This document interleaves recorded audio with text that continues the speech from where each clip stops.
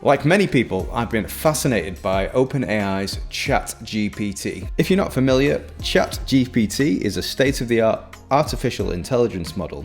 It has been trained on vast amounts of data, allowing it to generate human-like responses and understand natural language queries. So my first thought was, and I think a lot of people's first thought, is how will this affect my job? Will AI replace me as a music teacher? Will AI replace your music teacher? So I thought I'd put it to the test. I filmed myself trying to get it to teach me bass. Here's what happened. So let's see if it can give me a practice routine.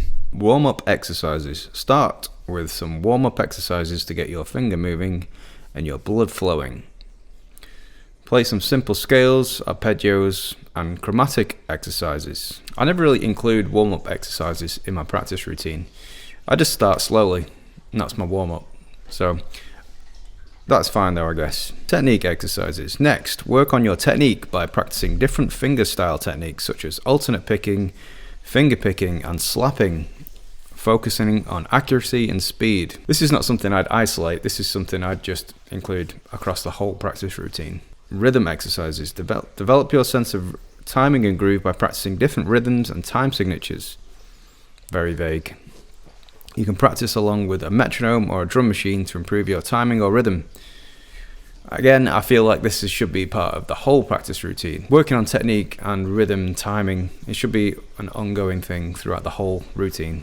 Scale and chord exercises. Work on your knowledge of scales and chords by practicing the fretboard. I would always include something like this, so this is good advice. Song practice. Practice playing your favorite songs or songs that you are currently working on. This will help you apply the skills you have learned and improve your overall playing ability. Yep, I agree with that. Ear training. Finally, work on your ear training by practicing transcribing melodies and bass lines by ear. This will improve your ability to play by ear and help you develop a better sense of pitch. Yeah, this is very true. I kind of include transcription and working on songs as part of the same thing. So I think this is all sort of generally good advice. It's very surface level, so I'm going to see if we can get a little bit deeper. What scales should I practice? As a bass guitarist, it's important to have a solid understanding of different scales and modes, as they are the building blocks of bass lines and improvisation. Here are some scales that you should consider practicing. The major scale. This is the most basic and commonly used scale in Western music. It is used in a variety of musical genres, pop to jazz to classical. Very true. The minor scale. The minor scale has a darker, more melancholic sound than the major scale. Is that harmonic minor, pentatonic minor, melodic minor? Most likely natural minor is what it means. Pentatonic scales. Blues scale, yeah. Modes. This is all very standard so far, very good. Obviously you shouldn't practice these all at once, you should pick one and work on it. So it's given us a comprehensive list of everything that we should practice. I think it's covered pretty much all the basics. There was an... Oh, it's crashed. I overloaded it. Okay, I think we pretty much got to the bottom of that though. Let's see if it can give us some exercises. What major scale exercise should I practice? Cool, so it's saying play it in two different places, good. Play ascending and descending, starting with the root note on the 3rd fret of the A string. Play each note of the scale with a clear, even tone and focus on keeping it consistent. Alternating fingers on the plucking hand. Playing it in different positions, that's a good place to start. Cool. And it's also said that we can add variations such as skips or jumps between notes. So that could be like playing in thirds or sixes or using a sequence. So this might be a little bit too simple for me. I'm going to see if it can give me something more advanced. Can you give me a more advanced exercise for the major scale? If it was me, as a teacher, I'd say a 2-octave scale.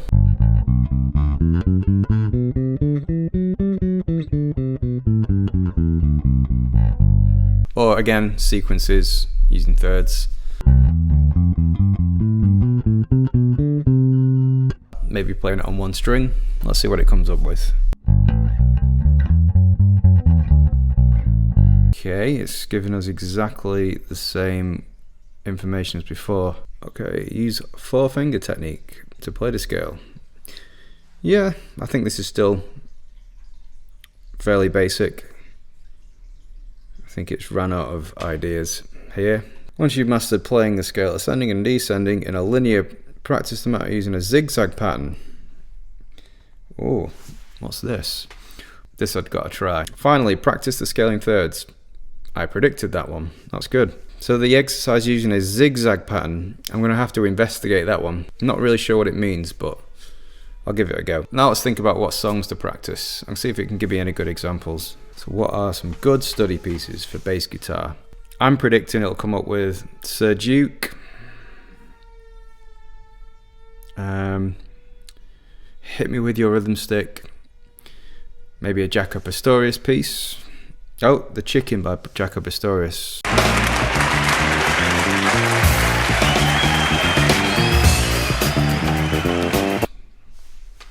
Yeah, not bad.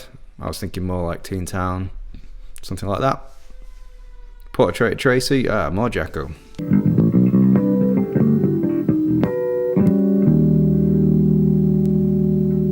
So yeah, that's a tough one. There's Teen Town. So it likes Jaco Pastorius, so that's good.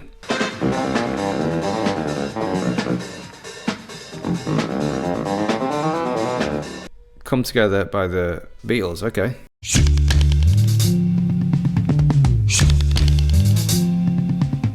Good bass line, classic bass line.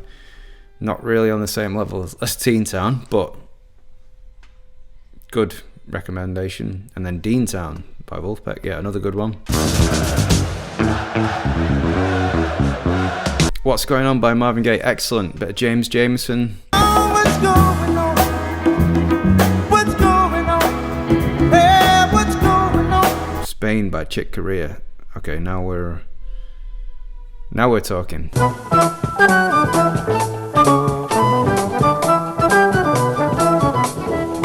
Good Times by Chic, another classic. Soul Vaccination by Tower of Power. Cool, I don't think I've heard that one. You might look into set yourself in motion. Hey. Didn't go for the obvious what is hip, but I'll have to check that one out. My Generation by The Who, yep, that's got a challenging solo in the middle.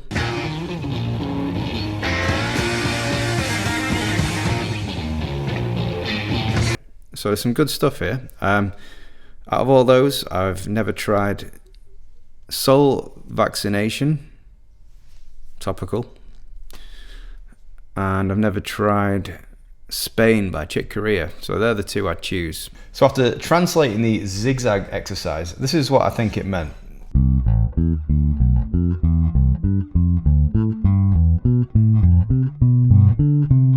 So I've searched the internet for this exercise, and although I found lots of exercises called the zigzag exercise, they weren't the same as what it was describing. So I think ChatGPT has invented something unique here. If you've seen this before and I'm wrong, then please leave a comment down below, but I think this is an original idea, and it's actually a really great exercise.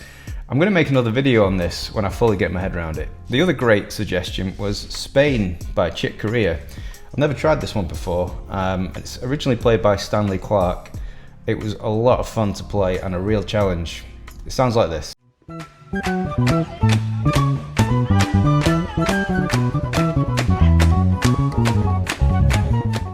So there you have it. It's amazing what it can do, but I think my job is safe for now. But who knows where we'll be in 10 years' time. And I, for one, welcome our new robot overlords. If you enjoyed this video and you like bass-related content, please feel free to check out some of the other videos on this channel. Cheers.